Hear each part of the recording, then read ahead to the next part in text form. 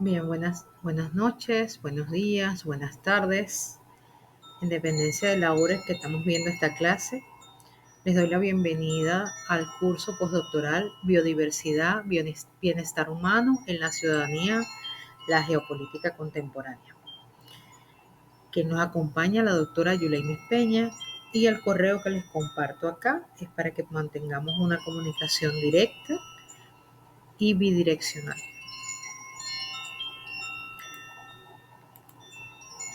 Este curso lo vamos a estructurar por el breve tiempo que tenemos para poder impartirlo en tres módulos esenciales.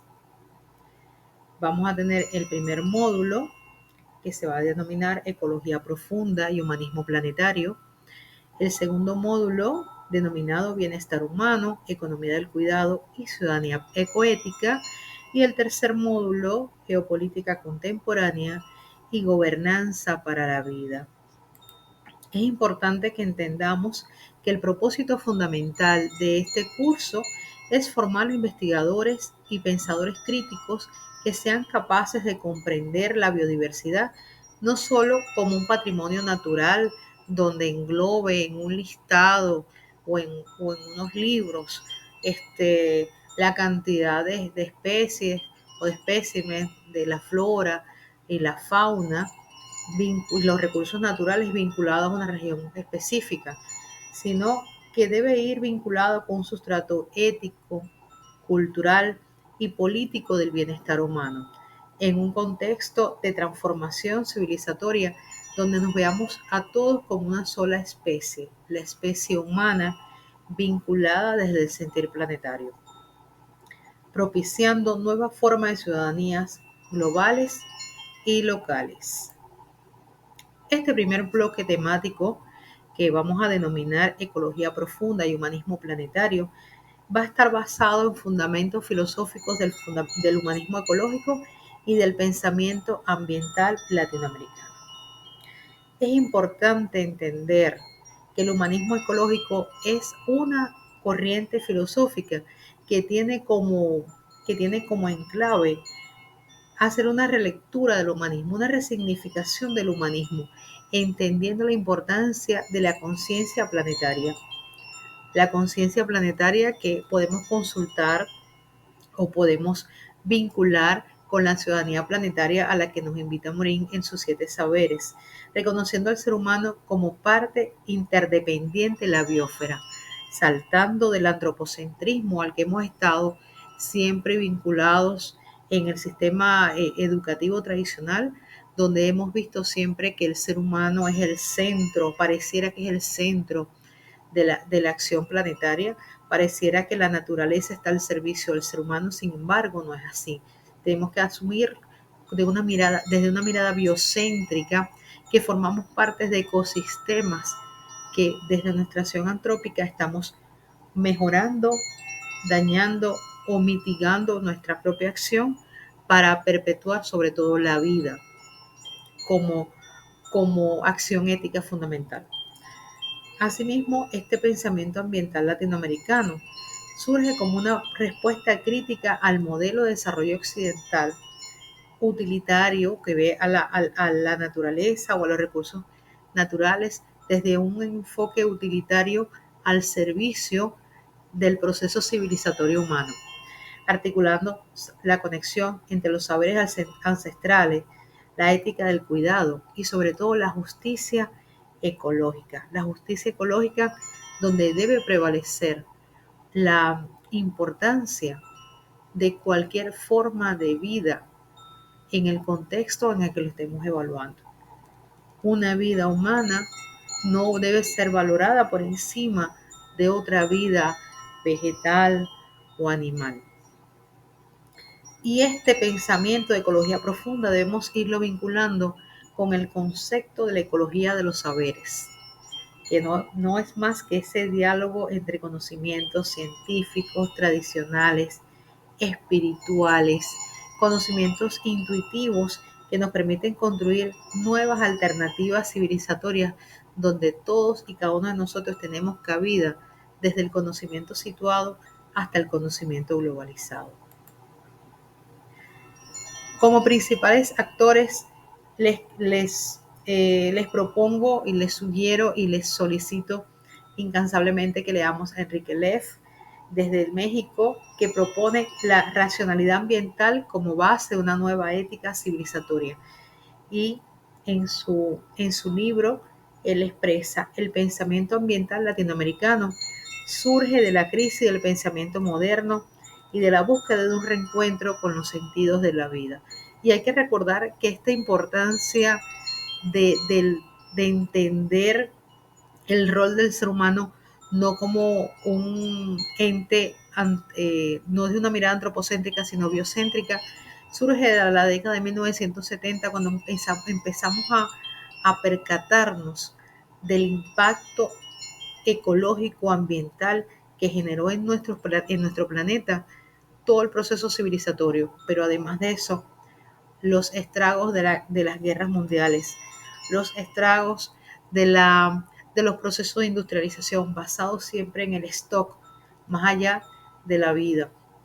Y es aquí en la década de 1970 cuando comenzamos a hablar de desarrollo sustentable, que no es más que propiciar el consumo de los recursos naturales del presente, pero sin comprometer esos recursos para las generaciones futuras. Nuestro planeta no lo heredamos, no, nuestro planeta es un planeta prestado de nuestros hijos. O sea, no heredamos a los hijos, sino que tomamos prestado para que ellos nos lo presten, para que nosotros podamos desarrollar el camino civilizatorio idóneo para que las nuevas generaciones puedan vivir en armonía con el planeta.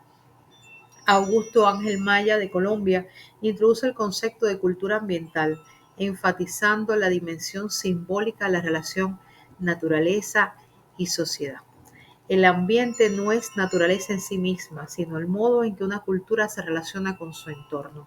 Entonces es importante establecer este elemento, porque normalmente utilizamos el término medio ambiente, medio ambiente. Sí, realmente ya queda medio ambiente de tantos estragos que hacemos como seres humanos en nuestro entorno y cómo vamos degradando ecosistemas enteros cada vez que pasamos por algún sitio, tratando de propiciar ese auge, ese desarrollo, pero que tiene que ir de la mano con el concepto de desarrollo sustentable. Entonces, esa dimensión simbólica, la relación naturaleza y sociedad, debe quebrar esa mirada utilitaria, ese enfoque de la naturaleza al servicio del hombre o al servicio del ser humano. Asimismo, Leonardo Boff, que es brasileño, desde la teología de la liberación ecológica plantea un humanismo planetario sustentado en el cuidado. Cuidar es más que un acto, es una actitud de respeto hacia todo lo existente, y lo declara en El grito de la tierra, El grito de los pobres, de 1995. Y además de eso, no solamente se basa en el tema de la importancia de la conexión con la tierra, sino también de preservar, de cuidar y de mitigar cualquier acción que pueda generar un impacto negativo en los recursos naturales o en otros recursos de vida.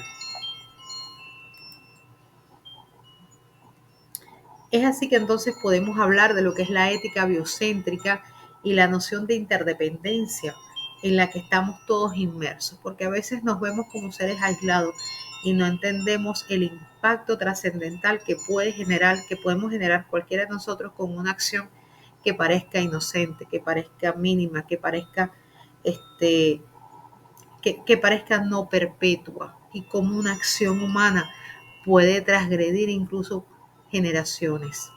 Aquí los conceptos claves: la ética biocéntrica, que debe reconocer el valor intrínseco a todos los seres vivos, no subordinados al interés humano. No es lo que nosotros decidamos que son importantes.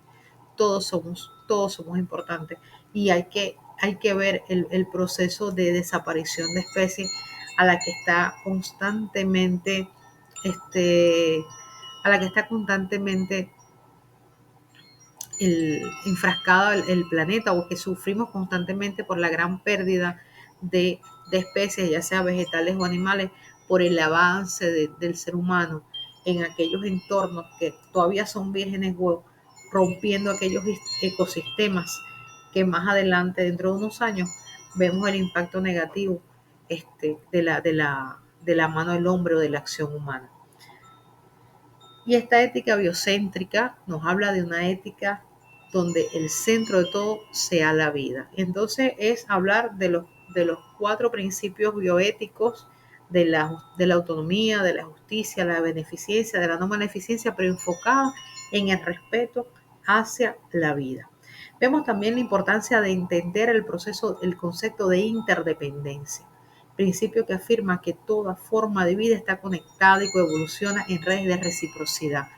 Vivimos en redes, nos conectamos en redes. Cualquier cosa que hagamos en un contexto va a tener repercusión en otra, y lo vimos constantemente en la teoría del caos, como un aleteo de una mariposa en África puede generar un ciclón o un tornado en Estados Unidos o en Nueva York, y parecerá que es algo irrisorio. Sin embargo, vivimos en un planeta, un solo planeta, que lo vemos constantemente como la lluvia ácida se crea en un sitio y cae y se precipita en otro entorno, degradando la vida. Vemos como incluso en el Caribe o en el continente americano llegan rastros y vestigios del mismo desierto de Sahara que está al otro lado del mar. Entonces nos percatamos que hay una conexión de interdependencia, sobre todo en el concepto de vida. Y por supuesto, la filosofía a la que debemos vincularnos en este curso, que es la ecosofía. Y no es más que una sabiduría ecológica que va a unir la ecología, la filosofía y la espiritualidad. La espiritualidad que no va a estar atado a dogmas religiosos, sino la espiritualidad que tiene que ver con el propósito de vida, con el sentido de vida, con la conciencia plena de cuál es la misión como ser humano que tenemos cada uno de nosotros. Algunos autores que los voy a invitar o que los invito a que revisen es Ernest Naes, que es fundador de la ecología profunda, el cual promueve una identificación ontológica con toda la vida. El yo ecológico se expande hasta incluir a todos los seres vivientes. El yo ecológico incluye mi interrelación con cualquier forma de vida, con cualquier dinámica de vida, desde el respeto, desde la conciencia plena, desde el correconocimiento de que existimos en un mismo planeta. También está Capra, que nos propone una visión sistémica y relacional del mundo. Y él nos convoca: la crisis actual es una crisis de percepción.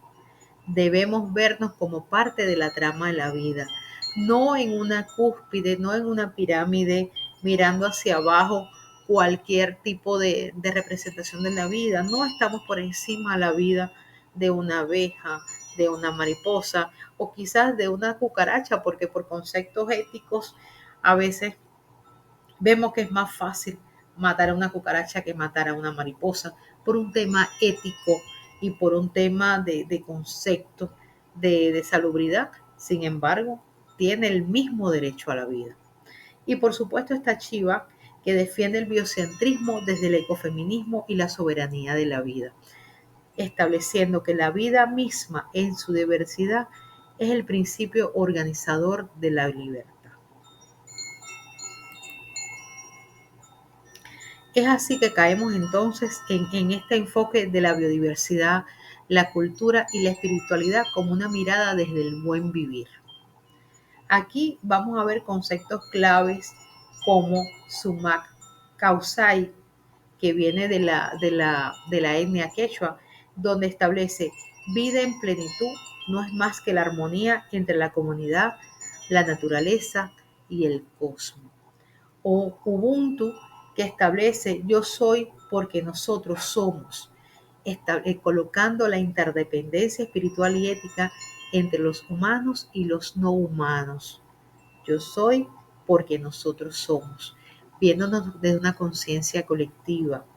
Y por supuesto, la ecosofía que nos presenta Guattari Naes refiere la integración entre la ecología social, la ecología mental y la ecología ambiental. Estamos interconectados.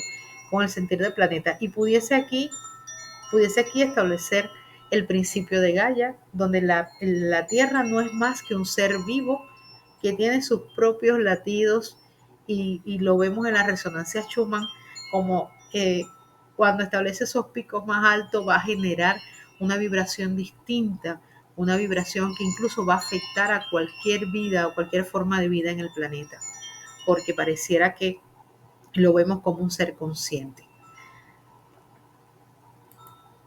He estado tratando de hablarle de varios elementos, pero lo importante es que vayamos interconectando, que tenemos que trabajar con la ecosofía como filosofía, que tenemos que trabajar desde la interconexión, que tenemos que asumir la mirada biocéntrica de la ecología y de la conciencia planetaria. Otros autores y perspectivas claves de este bloque número 1 está el uruguayo Eduardo Gudinas, donde requiere que el desarrolle el buen vivir como una alternativa al desarrollo extractivista. ¿Okay? El buen vivir no busca un crecimiento ilimitado, sino una vida digna en equilibrio con la naturaleza. Y es importante esclarecer desde el principio. Vivimos en un planeta limitado con una civilización con necesidades ilimitadas. Constantemente nuestras necesidades de consumo van en crecimiento y eso va a afectar el concepto que tenemos nosotros de civilización. ¿Hasta qué punto civilización y desarrollo implica deterioro planetario, extracción minera, degradación de suelo, asesinato de otras especies solamente por la supervivencia del hombre?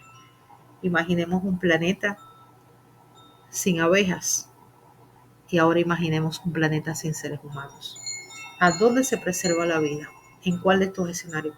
¿En cuál de estos escenarios la vida, auténticamente la vida y el derecho a la vida, prevalece?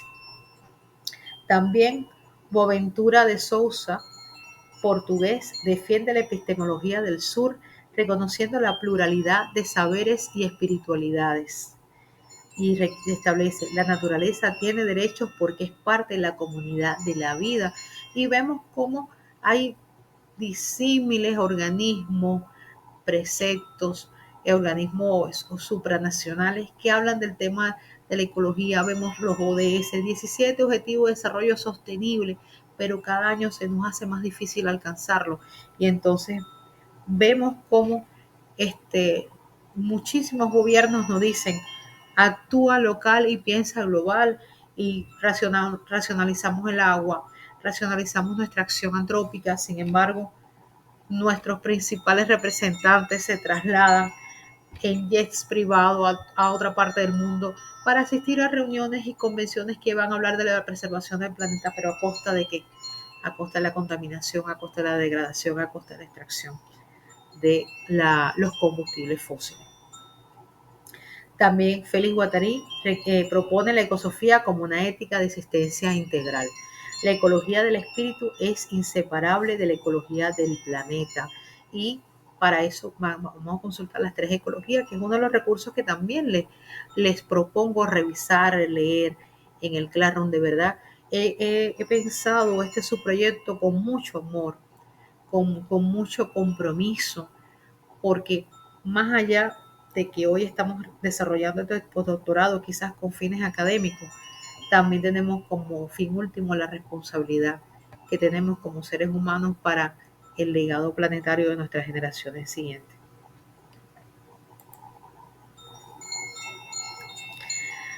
El cuarto punto estaba enfocado en los límites del antropocentrismo y el surgimiento del humanismo planetario. Y le comentaba antes lo que era el antropocentrismo, y no es más que esa visión que sitúa al ser humano como el centro y fin del universo, como que el universo gira a nuestro entorno, como que somos la última Coca-Cola del desierto, como si esto hubiese sido creado solamente para que nosotros disfrutáramos. Y eso es pensar de forma egoísta, eso es anular la realidad y la existencia de disímiles seres sintientes que nos acompañan en esta nave espacial. Vemos también la importancia de lo que es el poshumanismo y el humanismo planetario, el cual reconoce la continuidad entre la humanidad, la técnica y la naturaleza, y nos enfoca o nos convoca a un humanismo ampliado al conjunto de la biosfera, la esfera de la vida. Y nuevamente le invito aquí a hablar de Edgar Morin con su pensamiento complejo, donde propone un humanismo que une la razón y el afecto. Somos hijos de la tierra y responsables de ella también. También Michel Serres plantea un contrato natural entre la humanidad y la naturaleza. Debemos pactar con la tierra como lo hicimos entre nosotros. Contrato natural de 1990. Y aquí tenemos que pararnos y pausarnos. Hemos hecho un contrato de vida entre nosotros y lo vamos a ver cuando nos toque ver el bloque 3 de geopolítica. Somos una misma especie y nos empeñamos a dividirnos, a segmentarnos, a diferenciarnos, y eso no nos deja evolucionar con una sola mirada auténtica de la importancia de la vida. Y asimismo tratamos al planeta. Y por supuesto, Solón, activista por los derechos de la madre tierra, impulsa la noción de la ciudadanía de la tierra. Y recordar también que nuestros ancestros latinoamericanos nos hablan de la Pachamama, nos hablan de la madre cósmica. No es solamente la madre tierra, habla de madre cósmica. O sea, todo el cosmos forma parte de la misma interconexión de la vida.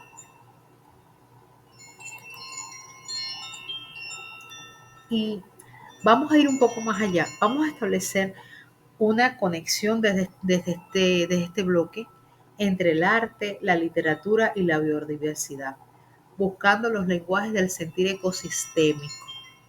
Y van a decir, la profesora nos va a complicar la jugada epistemológica, pero no es así. Para poder entender la mirada de la ciudadanía planetaria, hay que activar nuestro lado espiritual, nuestro lado de conexión, nuestro lado del sentir humano. Y para eso las artes y la literatura es la principal herramienta. Este lenguaje del sentir ecosistémico lo vamos a afianzar con tres herramientas fundamentales. La ecoestética, que no es más que la sensibilidad artística orientada al vínculo entre la humanidad y la naturaleza, desde el respeto, desde el amor, desde el cuidado mutuo. Y la ecoliteratura, donde vamos a encontrar o podemos encontrar narrativas que exploran los paisajes, las especies, los ecosistemas y las emociones ambientales que son capaces de transmitir esas narrativas. Y por supuesto el bioarte, que no es más que una expresión contemporánea que va a integrar ciencia, arte y ecología. Y estos son los lenguajes del sentir ecosistémico a los que los invito a construir la visión crítica de este tema. Aquí está un ejemplo de lo que le estoy planteando. Por ejemplo, en el poema Cántico Cósmico de Ernesto Cardenal, se vincula precisamente esa narrativa ecológica desde el sentir planetario y establece todo el cosmos está en nosotros. Somos polvo de estrellas con conciencia. Que les comentaba el tema de la espiritualidad en la ecosofía, en la filosofía ecológica, la espiritualidad de la conciencia plena y de la interconexión con otras formas de vida. Es así que llegamos a la explicación de la asignación per se. ¿Qué es lo que quiere la profesora Yuleimi? ¿A qué nos está invitando? ¿A qué nos convoca este bloque 1? Y para eso vamos a hacer un ensayo crítico audiovisual. Una narrativa crítica audiovisual. Ese ensayo no lo vamos a plasmar en un texto escrito, lo vamos a plasmar en una narrativa audiovisual. Esto tiene un valor de 25%, tiene un valor, esto lo vamos a corregir, tiene un valor de 30% porque es 30 el video y 5% más, donde cada uno de ustedes le genere un aporte de forma individual al trabajo de otro equipo. La duración del video o de la multimedia va a tener un tiempo máximo de 10 minutos. Lo pueden hacer individual o grupal de como máximo 3 integrantes. La fecha de entrega para esto es hasta el 9 de noviembre del 2025. Este ensayo al que los estoy invitando debe permitirle a ustedes como participantes analizar y comunicar de manera crítica, armónica y bella. Y bella, cuando digo bella, no estoy hablando de cumplir con cánones estéticos. Estoy hablando de ver la belleza del mensaje. ¿Okay? Se lo digo por si acaso quieren mostrar la contrastación entre un escenario desolador, donde hemos acabado, degradado un contexto o un espacio natural, y que a través del proceso de conciencia, del proceso del trabajo mutuo, del trabajo en conjunto, de algunas organizaciones o de algunas personas individuales, han generado un cambio totalmente transformador en ese escenario, propiciando la vida, propiciando la capa vegetal, propiciando el rescate de los recursos naturales. Y entonces pasamos de la belleza a la que nos convoca un escenario casi inerte a un escenario con una explosión de vida inigualable. Entonces vamos a ver desde esta forma de comunicación la relación entre la biodiversidad, la espiritualidad y la identidad humana contemporánea, utilizando un formato audiovisual que va a combinar la narrativa, imágenes y elementos artísticos. Los estoy invitando a enamorarse de la vida. Aquí vamos a utilizar como formato el video digital y la modalidad, ya le dije, modalidad individual o grupal. Van a cargarlo a YouTube y lo van a compartir también en el grupo de WhatsApp. Importantísimo para que todos podamos verlo. ¿Okay? Y pueden hacerlo en Canvas, pueden hacerlo utilizando incluso algunas inteligencias artificiales que los ayuden a diseñar unas imágenes bellas y espectaculares y realistas, y de esta forma impacten, o pueden utilizar cuadros, pinturas de artistas emblemáticos que han tomado como centro de su arte la naturaleza, y a partir de ahí transmiten esa emoción en la que ustedes quieren hacer énfasis. Importantísimo, la narración clara, la coherencia estética, la claridad y la calidad visual y sonora, y sobre todo la originalidad y el simbolismo del mensaje. Aquí opciones para el arte ensayo o la instalación simbólica. Voy a pausar. Quisiera que disfrutaran esta canción de La Semilla, de esta cantante espectacular que se llama Aurora, que tengan tiempo de ver cómo nos invita a establecer una conciencia integrada, ecológica, una conciencia planetaria, donde nos ayuda a integrarnos en el ecosistema de la vida. ¿Okay? Es importantísimo que sumemos esa visión. Y aquí está el mensaje fundamental: no puedes perderte el bien. Después, al final,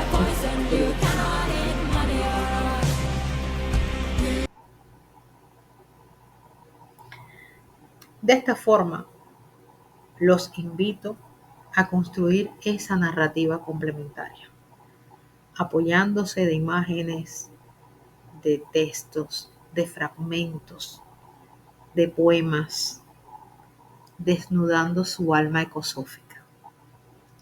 Que tengan una feliz y extraordinaria vida.